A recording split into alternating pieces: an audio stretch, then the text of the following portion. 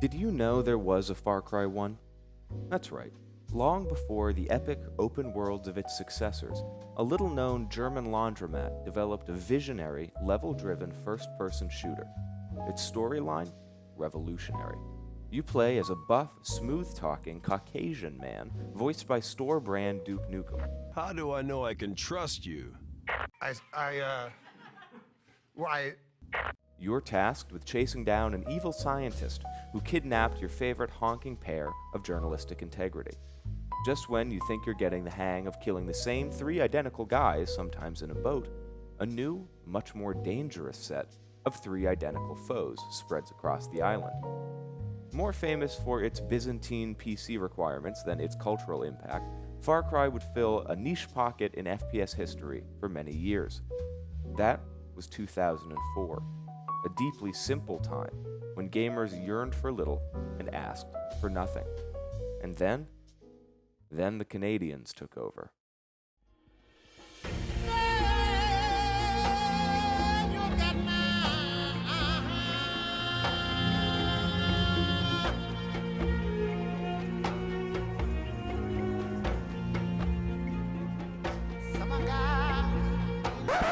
Let's rewind to 1965. With George Clooney being only 4 years old, nobody is keeping Africa safe from political unrest. Rhodesia declares unilateral independence from the British, causing a schism that erupts immediately into war. Instantly, around the world, mentally ill mid-30s karate enthusiasts experience a mass psychosis, convincing themselves that they're needed in the wilderness of Angola. It instilled with them enough conviction to call in sick with bush fever to their 3 to 11 p.m. shifts at the local Blockbuster Video. Had Reddit existed back then, there's no telling the posting havoc that they could have wreaked. And believe me, they wreaked. By 1970, the idea of waging righteous colonial war in desert environments is back in the Western zeitgeist and permeating our culture. The Rhodesian Bush War rages on, and in 1974, in a small Canadian town, lead designer Pierre Rêve is born. Was Pierre inspired by the conflict of Rhodesia? While certainly considered a boomer now, would I, your humble games analyst, go so far as to say that Pierre was boomer-brained at birth, resulting in him carrying the cultural impact of the Bush War into Ubisoft Montreal headquarters in 2005 and saying, "God damn it, I am fulfilling the fantasy of those diabetic weekend warriors of the late 60s? I can't answer a question that deep in just one video. Do your own research, and I will happily allow Pierre to respond if he desires. All I can do is take the game as evidence of the artist, and in my opinion, the evidence is staggering.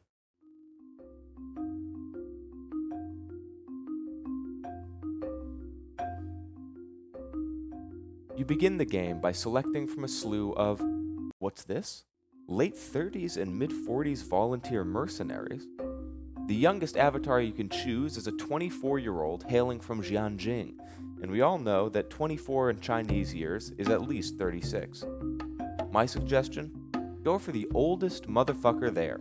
This Desert Storm Santa Claus looks like his 401k is about as conservative as his views on foreign policy, which makes it much more immersive to drop into a small village with your AK-47 and napalm spitter and show these confirmed enemy combatants why you were sent home from Korea early.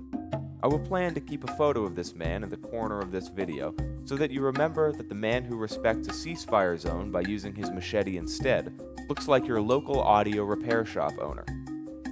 Far Cry 2 began a long tradition of first-person opening cutscenes in Far Cry games. Here, you take a leisurely drive through the gorgeous countryside of— oh, thank God, some of the enemies are white guys. Oh, thank fuck. That would have been indefensible. Anyway, you see the devastation of armed conflict and the crisis that you are willingly entering into. Armed thugs take bribes on the road, so excited to be paid off that they're literally bouncing.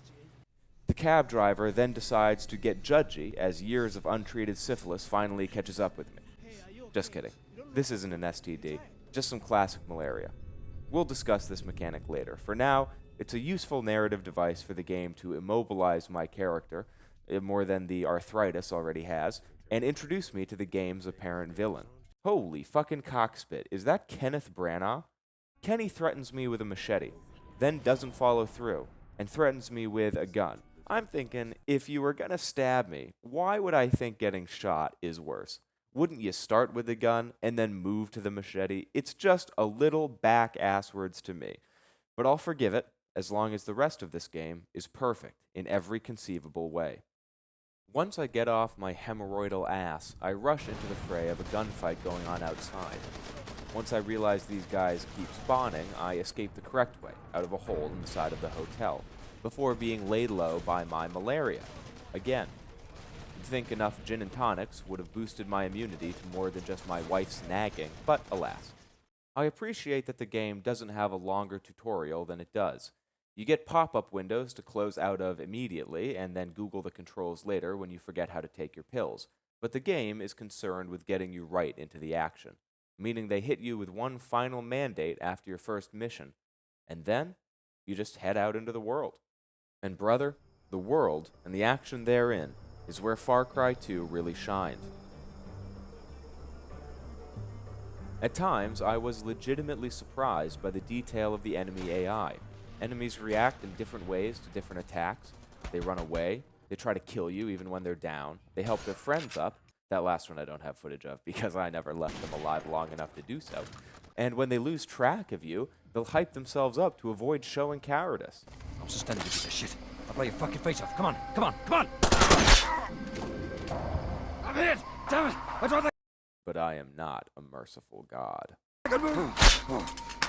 You could almost convince yourself that you're playing a classic war sim. And then, you realize you're aiming a 50 caliber AS-50 sniper rifle with less sway than a surgeon cutting into a heart valve. And that's why I feel that this game shines as a boomer power fantasy, because these guys haven't shot straight since their prostates ballooned. As the conflict in the story escalates and you rack up a higher and higher body count, people show you more fear and respect. More than that, you feel much more capable since enemies don't actually get any more intimidating after the very beginning. They might become better armed, but you outpace that with 2 or 3 caravan ambush missions. They never bother wearing armor or ambushing you. They just get bigger guns to miss their shots with. Even RPGs fire so slowly you can see it coming, kill the guy who fired it, and then avoid the explosion all at once. Mortars would be a problem if the sound you heard didn't last for 45 seconds before the explosion happens 20 feet behind you.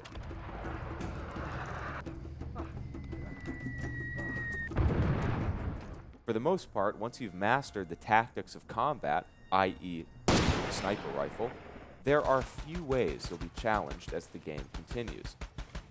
Except for boats. Guys in boats get grenade launcher turrets and spawn in already within range. And partner, you are not quicker on the draw than the game's code. Other than ultra-violence, ask yourself, what else fulfills the boomer power fantasy? That's right, meaningful male friendships during wartime. Your buddies, who are usually the other playable characters, will pull you out of any situation that you've properly fucked up. They're always down to run a second angle on the story missions, which always wind up with them in need of your help. I'm on my way now, and I could use your help. And they carry a spare, shitty pistol to swap out your much better secondary weapon after they save your life. I'll say a few things about the buddies. Primarily, I went the entire game and didn't really do any of the Frank's Bar missions for them. The reward for these are upgrading your safe houses, a frankly useless exercise given that you can get all the same benefits at your local gun dealer or after clearing an outpost. Just appreciate the time you have with them and try not to accidentally shoot them dead in the heat of battle.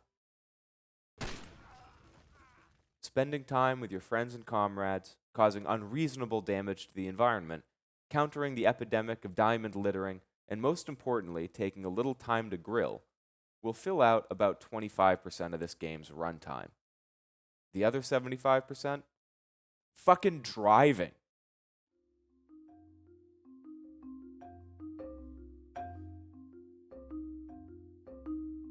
To enjoy Far Cry 2, you should first pretend that it is haunted. Pretend that poltergeists have invaded your game files, causing spasms in the upper spine, the body, the mind of NPCs, laying millions of invisible banana peels under their feet, causing your once healthy buddies to repeat what they just said and then get angry that they aren't being heard, classic symptoms of dementia. It's me. You made down too.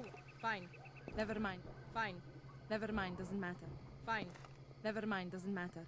I have a bomb. I would have been angry that I had such trouble figuring out how to trigger some quest events, or that I sometimes had to reload a 40-minute prior save in order to fix bugs, but unlike most plebeian gamers, I make my own immersion. Watch this assassination attempt of a top UFLL official.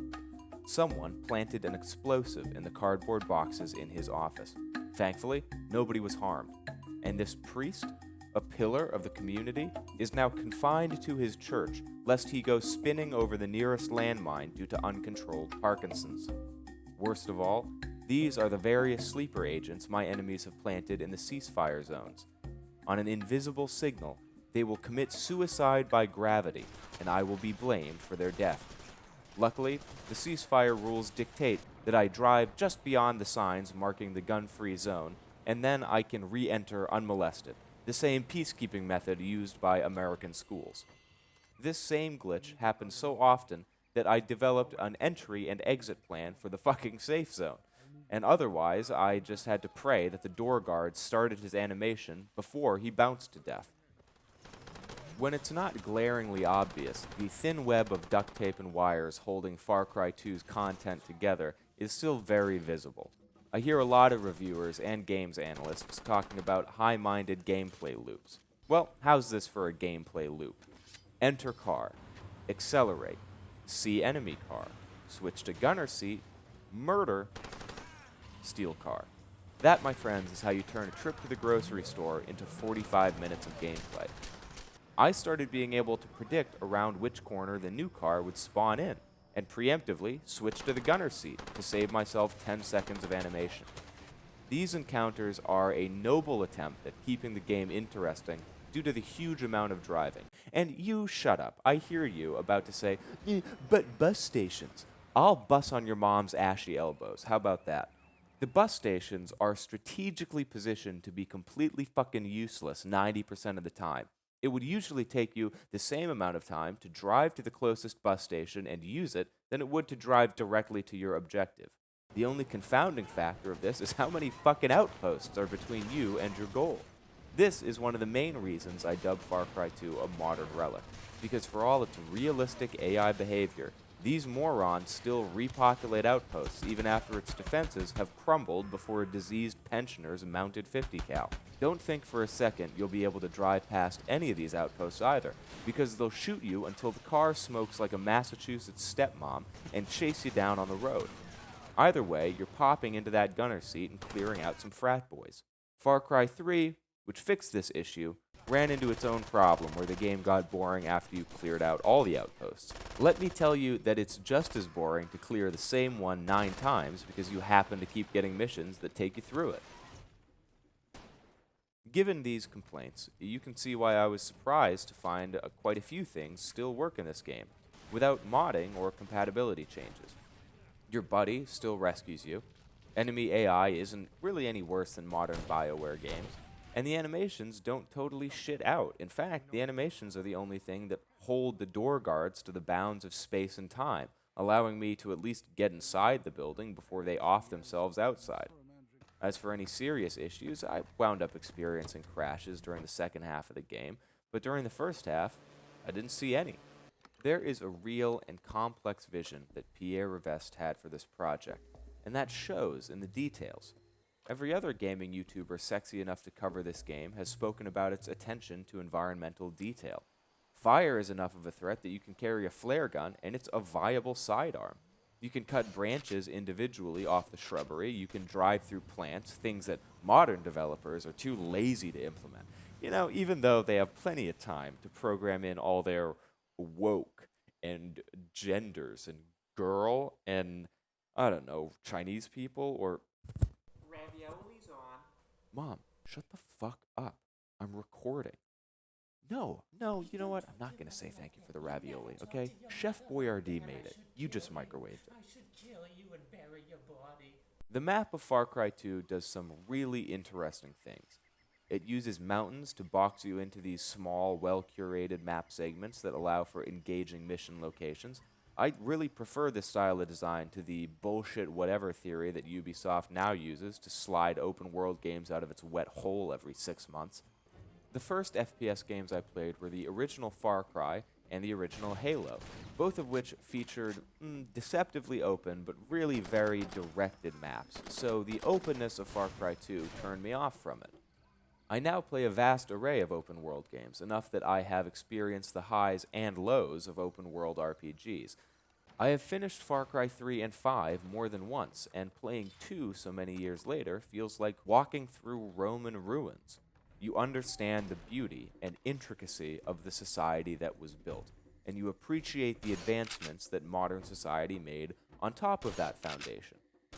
However, at the end of the day, you look at society and think, really? This fucking thing? We chose to keep this around?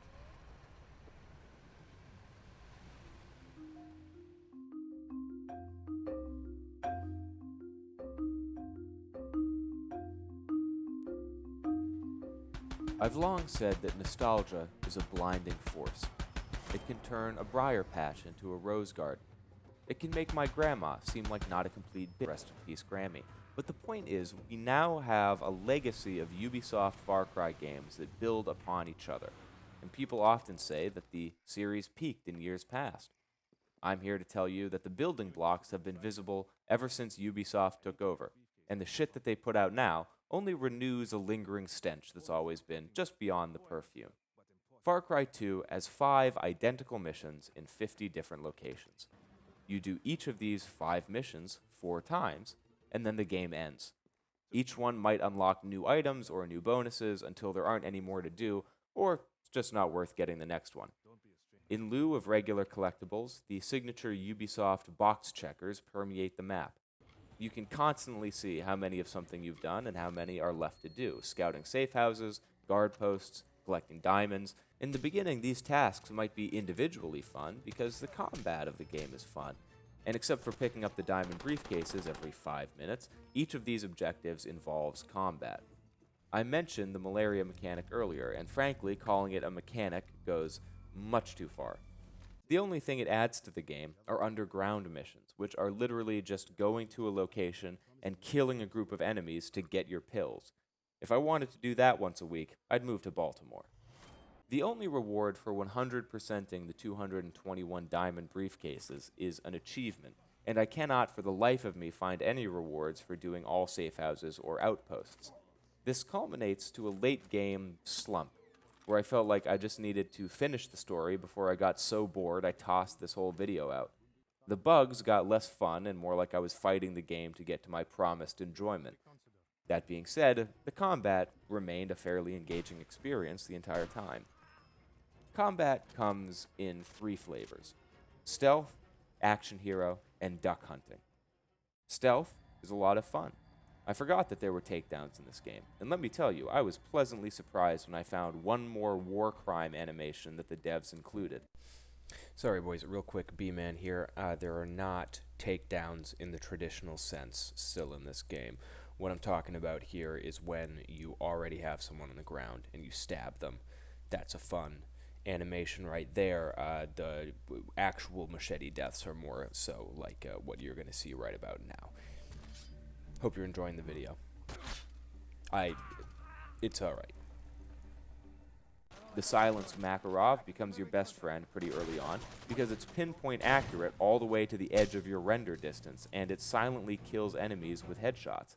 But don't think I'm sucking this game off to completion here. Stealth suffers from the same jank the rest of the game does, and you should be prepared for that.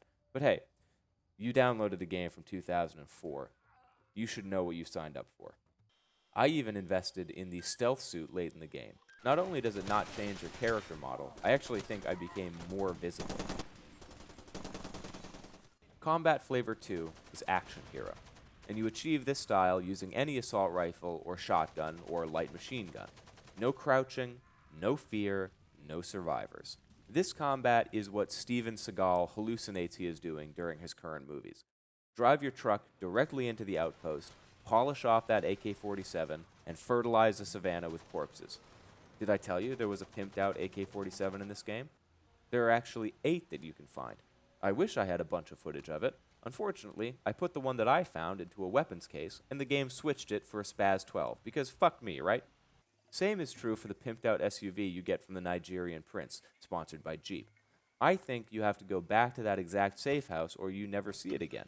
But I digress, because I'm not going to do that. Inherent to this style of combat is the flamethrower. I'll be honest, it wasn't my favorite.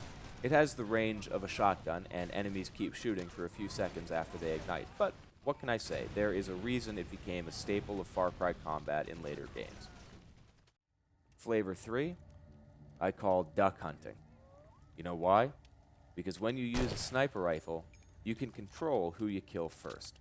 And then, it's just who you can kill next. I'll maintain that the AI is above par in this game, but sniping remains an incredibly easy way to deal with any location. And you know, the enemy has snipers too, so why should I feel bad? I think that's a good point, and I hope The Hague feels the same, because there is no way I'm getting away with this without a trial. What was unique about Far Cry 2 until Far Cry 5 is that there really is no main character. You are an avatar, and you do everything in the story, but you could be anybody. And the story is really the part that future games built up more. In Far Cry 2, you meet the Jackal in some random hotel room like you're a southern senator and he's an unfortunate child, but I thought that you could then just kind of forget about him. I mean, he's not that good of an arms dealer anyway. Most of the guns I pick up from these imbeciles don't even work. The story of Far Cry 2 then actually ambushes you in the middle and end, and I was actually very surprised to see an entire second map. It was a great little wake-up call as the game began to slow down. Suddenly I realized that there was more to Far Cry 2 than I gave it credit for. And there really is a story here if you care to pay attention to it, but by no means are you rewarded for doing so, nor do the voice actors seem particularly thrilled to be a part of it. A peace agreement. What a joke. A comedy act. You think these men wanted peace? They wanted privacy is what they wanted. They wanted the world to stop paying attention to them so they could go on with the raping and pillaging. In peace, you see. Your choices don't actually matter when the credits roll. Something that Ubisoft certainly continued in the later games, and the themes of war and disease that the Jackal espouses really only exist in his little monologues.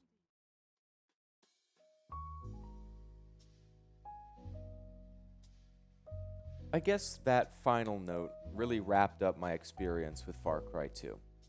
As a kid, it seemed too grandiose and intimidating for me to keep playing. I didn't understand what it was going for or why it felt so directionless. But I'm jaded now. Years of Ubisoft failures and my pioneering of a personal tradition I call Meth Mondays have strangely taken a toll on my mental health. There was a dream behind Far Cry 2. Pierre's dream. It has been translated into a modest 3.5 gigabytes and $9.99 on Steam. And frankly, there are parts of it come through and parts that don't. It succeeds in aspects of its immersion, but was forced to shortcut on the themes it so apparently reaches towards. By the time the ending comes, you've seen everything the game has to offer, even if you haven't completed all the side content. You make a final, completely inconsequential decision, the same kind you've made throughout the game. Maybe that's the point of it all, that no matter what avenue you take, which buddies you save and wind up fighting as the war escalates, eventually the cutscene rolls, the screen goes black, and Pierre Reve appears in white.